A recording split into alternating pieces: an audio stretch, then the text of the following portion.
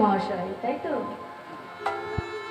ওনার বন্ধু বান্ধব আত্মীয় স্বজন সন্তান সন্ততি এই যে মহতি কীর্তন মহাযজ্ঞ আজ আয়োজন করেছেন, তো সবাই মিলে যখন ওনার গৃহ প্রাঙ্গণে এসেছেন, সকলে কৃপা করবেন, আশীর্বাদ করবেন, উনি যেন ভগবানের চরণের সান্নিধ্য লাভ করতে পারেন। এর জন্য সবাই মিলে একসাথে একবার বলবেন, নিতাই গৌর প্রেমানন্দে হরি হরি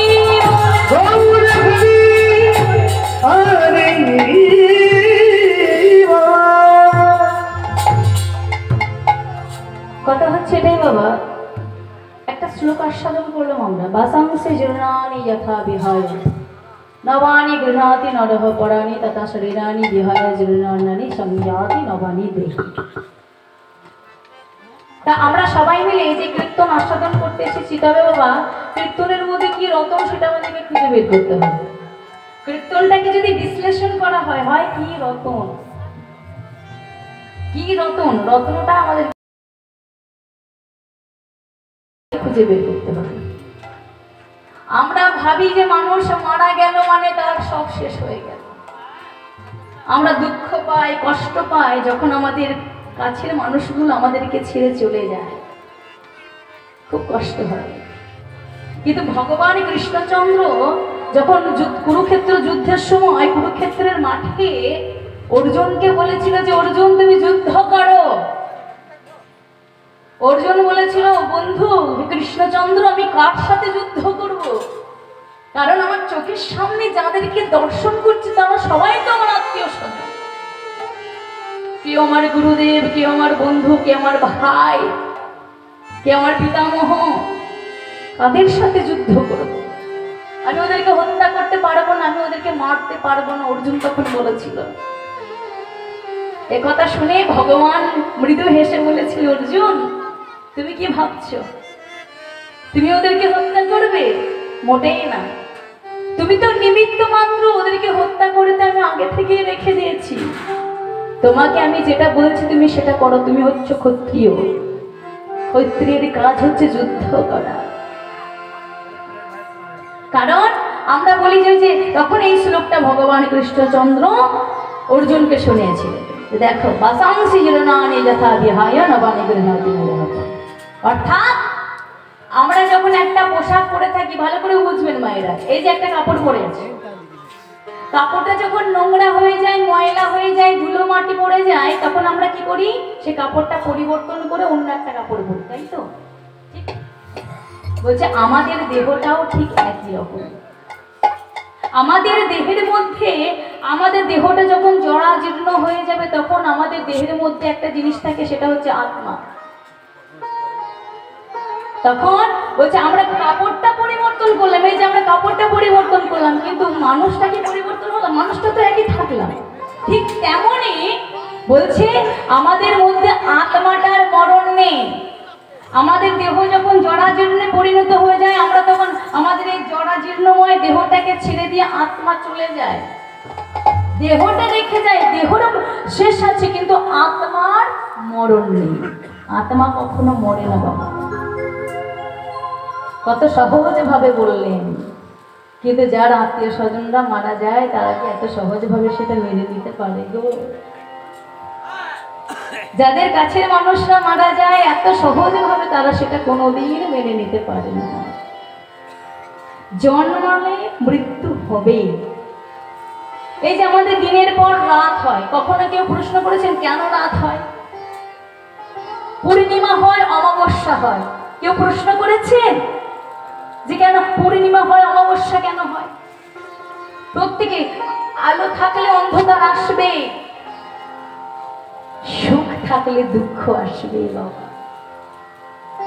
তাহলে বলুন তো, অমাবস্যা আসলে, পূর্ণিমা আসলে আমরা যখন বলি না যে কেন পূর্ণিমার পর অমাবস্যা এলো, আলোর পর কেন অন্ধকার এলো, রাতের পর কেন দিন এলো, এই যখন প্রশ্ন করি না, তাহলে কেন প্রশ্ন করেন, কেন বলেন যে আমার জীবনে দুঃখ কেন এলো?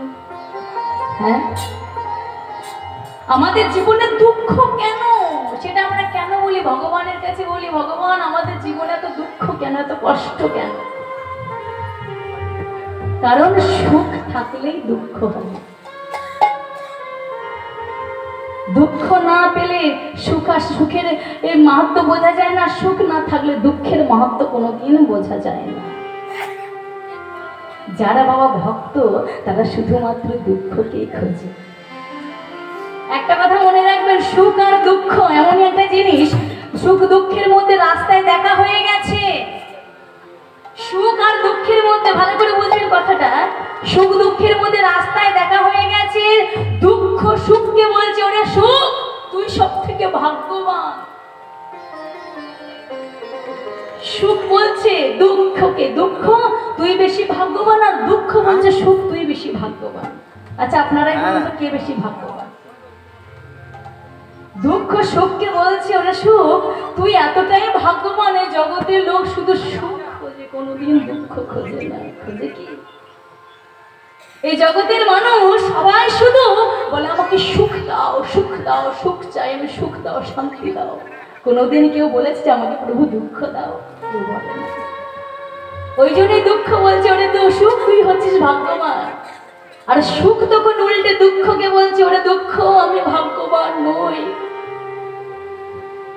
আমি সুখ হতে পারি, কিন্তু আমার মনে হচ্ছে আমার এই সুখের থেকে দুঃখ বেশি ভাগ্যবান। কেন জানিস? কারণ সুখ পেলে সবাই ভগবানকে ভুলে যায়, আর তুই দুঃখ আছিস বলেই সবাই ভগবানকে মনে করে। সবাই ভগবানকে মনে রাখে শুধুমাত্র তুই সুখ আছিস বলে, যে তুই দুঃখ আছিস বলে। তাই সুখ বলছে তুই ভাগ্যবান, দুঃখ বলছে তুই ভাগ্যবান। তাই সুখ বলছে ওরে দুঃখ যদি না থাকতো তাহলে কেউ ভগবানকে ডাকতো না। সবাই যদি সুখী হতো তারা ভগবানকে তো কেউ স্মরণ করতো না বাবা।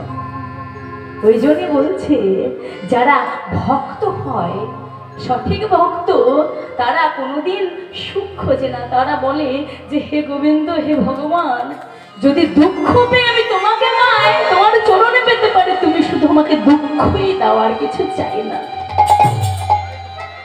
মহাভারত যারা পাঠ করেছেন তারা হয়তো ভালো করে জানেন, ওই কুন্তিকে চেনেন তো মায়েরা? শুনেছেন তো? হ্যাঁ, পঞ্চ পাণ্ডবের মা কুন্তি। যখন কুরুক্ষেত্র যুদ্ধ শেষ হয়ে গেল, কৃষ্ণচন্দ্র তখন কি করলো, ওই হস্তিনাপুর ছেড়ে দিয়ে যখন দ্বারকায় ফিরে যাচ্ছে, তখন সবাইকে বলছে তোমাদের কি চাই আমাকে একটু করে বলো।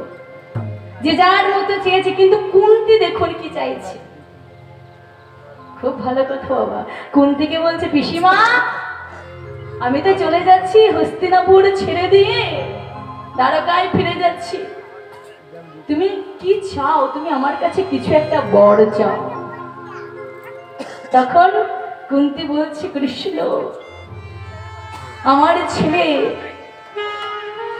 যুধিষ্ঠির রাজা হয়েছে, কুরুক্ষেত্র যুদ্ধ শেষ হয়েছে, ধর্মযুদ্ধ শেষ হয়েছে, এত কষ্ট এত জ্বালা যন্ত্রণা সহ্য করে আজকে আমরা স্বাধীন। তুমি যদি বরই আমাকে দিতে চাও তাহলে তুমি আমাকে এই বর দাও, তুমি আমার ছেলেদেরকে আবার সিংহাসনে কেড়ে নিয়ে তাদেরকে পথের ভিখারি করে দাও। কৃষ্ণ বলছে কি বললে পিসি? এত কষ্ট সহ্য করে আজকে তোমরা তোমার ছেলে রাজা হয়েছে, হ্যাঁ, সিংহাসনে ফিরে পেয়েছে, তোমার এতদিন এত কষ্ট সহ্য করেছো, সারা জীবনে বনে বনে ঘুরে বেরিয়েছো, সিদ্ধ অন্ন সেবা করেছো, এত কষ্ট করেছো, তুমি এমন সতী রমণী, তার সত্ত্বেও তুমি আজকে সুখ না চেয়ে এমন পথে ভিখারি হওয়ার কথা কেন বলছো? তখন কুন্তি বলছে কৃষ্ণ, আমি জানি আমরা যতদিন দুঃখে ছিলাম, কষ্টে ছিলাম, ততদিন তুমি আমাদের কাছে কাছে ছিলে। আজ আমাদের সুখ হয়েছে বলে তুমি যে আমাদেরকে ছেড়ে চলে যাচ্ছ কৃষ্ণ। কেউ না জানুক, আমি ভালো করে জানি তুমি আর কেউ নও, স্বয়ং ভগবান তুমি, এতে চাংশকলা পুরুষ কৃষ্ণস্তু ভগবান, স্বয়ং তুমি। তুমি আমার ছেলেদের জন্য কি না করেছো? আমার ছেলের রথের সারথি পর্যন্ত তুমি হয়েছো। তুমি আমাদের ছেলেদের জন্য, আমার ছেলেদের জন্য ওই দুর্যোধনের কাছে পিয়নের মতো গেছো, কত কষ্ট তুমি করেছো। আমি তোমার কাছে কিছু চাই না, তুমি আমাদেরকে দুঃখ দাও, কষ্ট দাও, আমাদেরকে ভিখারি করে দাও। বলছে না না পিসিমা, আমি সেটা তোমাকে দিতে পারবো না, তুমি অন্য কিছু চাও। বলছে বেশ, তোমার যদি বরে কিছু দিতে হয় তাহলে আমি একটা শেষ বর চাইছি, যেটা হচ্ছে তোমাকে দিতেই হবে। বলছে বেশ, কি চাইছো বলো। তখন কুন্তী বলে উঠল, হে কৃষ্ণ, তোমার যদি আমাকে বরই দিতে ইচ্ছে হয় তাহলে তুমি আমাকে এই বর দাও, কোনো জীবনে যেন তোমার কাছে আমাকে কিছু চাইতে না হয়। এমন বর তুমি আমাকে দাও, কোনোদিন যেন তোমার চরণে আমাকে কিছু চাইতে না হয়, চাওয়ার মতো যেন মতি না হয়। এই তো ভক্ত, দেখেছেন, এই হচ্ছে ভক্তের চাওয়া। বলছে আমি যদি ভক্ত হয়, সঠিক ভক্ত যারা হয় তারা বলবে, ভগবান আমি যদি ভুল করেও কিছু চেয়ে থাকি, আমরা বলি না আমাকে টাকা দাও, পয়সা দাও, গাড়ি দাও, আমার ছেলে যেন চাকরি হয়ে যায় ঠাকুর, বলি তো। কিন্তু ভক্ত যারা হয়, ভক্তরা বলে, প্রভু আমি যদি ভুল করেও তোমার কাছে কিছু চেয়ে থাকি, তুমি যেন সেটা আমাকে দিও না, কারণ আমি তো হচ্ছে অজ্ঞ, আমি তো মূর্খ, আমি মূর্খা। কোনোদিন তোমার কাছে কিছু চেয়েও যদি ফেলি ভুল করে, তুমি সেটা যেন দিও না। এটাই হচ্ছে ভক্তের চাওয়া। সুখ থাকলে দুঃখ থাকবে, কষ্ট থাকবে বাবা, এই কষ্টগুলো আমাদেরকে মেনে নিতে হবে। যাই হোক, ভগবান বলছে এই কষ্ট তোমাদেরকে মেনে নিতে হবে, তোমরা জগতের জীব। তা সেই কষ্ট আজকে কারা পাচ্ছে? একটা মানুষ আমাদেরকে ছেড়ে চলে গেছে, আমাদের কাছে লোক যেমন ছেড়ে চলে গেছে আমাদের কষ্টের, ঠিক তেমনই আমাদের সব থেকে কাছের মানুষ, প্রাণের মানুষ আমার গৌর সুন্দর আজকে নদিয়া ছেড়ে চলে গেছে, না চলে এসেছে বলতে পারেন। কোথায়? ওই কাটোয়া কাঞ্চননগরে। ওই যে বললাম না, এই কাটোয়া কাঞ্চননগরে তিনি সন্ন্যাস মন্ত্র গ্রহণের জন্য চলে আসলেন নদিয়া ছেড়ে। তাই মহাপ্রভু চলে গেলেন নদিয়ার চাঁদ, যখন নদিয়া ছেড়ে চলে গেলেন, তাই মহাপ্রভুর ভক্ত কি কেউ ভালো থাকতে পারে গো? থাকতে পারে না। তারা সবাই কাঁদছে, সবাই কাঁদছে। কেমন করে গো? কাঁদিছেন অদ্বৈতাচার্য। কে কে কাঁদছে? অদ্বৈতাচার্য আর আমার শ্রীবাস গদা আর কাঁদিছেন অদ্বৈতাচার্য। অদ্বৈতাচার্য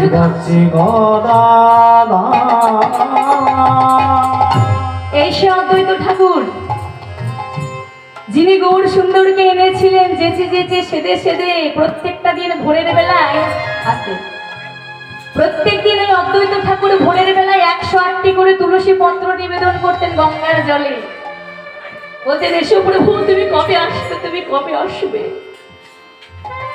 এভাবে যেচে যেচে সেদে সেদে অদ্বৈত ঠাকুর আমার গৌর সুন্দরকে, গৌর ভগবানকে এনেছিলেন এই ধরাধামে। এত কষ্ট করে যিনি নিয়ে আসলেন, সেই গৌর হরি যদি চলে যান তাহলে তার মনের অবস্থা কেমন হয়? অদ্বৈত ঠাকুর আবার মহাপ্রভুর থেকে 52 বছরের বড় ছিলেন। তখন অনেক বয়স হয়ে গেছে অদ্বৈত ঠাকুরের, আর সহ্য হচ্ছে না, বয়স হয়েছে। লাঠি ধরে ধরে আজকে কর কাঁপছে আর কাঁদছে। কাঁদিছে অদ্বৈতাচার্য শ্রীবাস গদাধর। কাঁদিছেন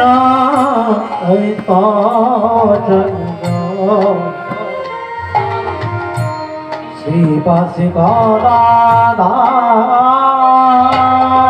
আর কে কে কাঁদে? বাসুদেব দত্ত কাঁদে, মুরারি বক্রেশ্বর। এগুলো হচ্ছে মহাপ্রভুর ভক্ত। বাসুদেব দত্ত কাঁদে, মুরারি বক্রেশ্বর। মুরারি বক্রেশ্বর।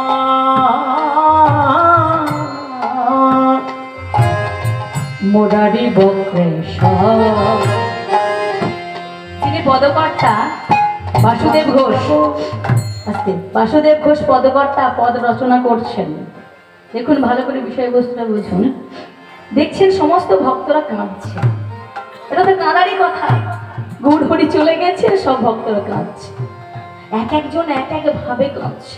কেউ গড়াগড়ি দিয়ে কাঁদছে, কেউ কাউকে জড়াজড়ি করে কাঁদছে, কেউ আর্তনাদ করে কাঁদছে। হ্যাঁ গৌর তুমি কোথায় গেলে একবার দেখা দাও।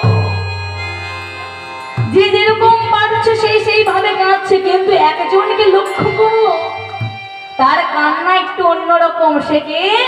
আমার হরিদাস ঠাকুর। হরিদাস ঠাকুর চোখ বন্ধ করে কাঁদছে। কোথায়? না শ্রীবাস আঙিনার দরজার সামনে। হরিদাস ঠাকুর কাঁদছে কেমন করে? কাঁদিছেন হরিদাস। সেই হরিদাস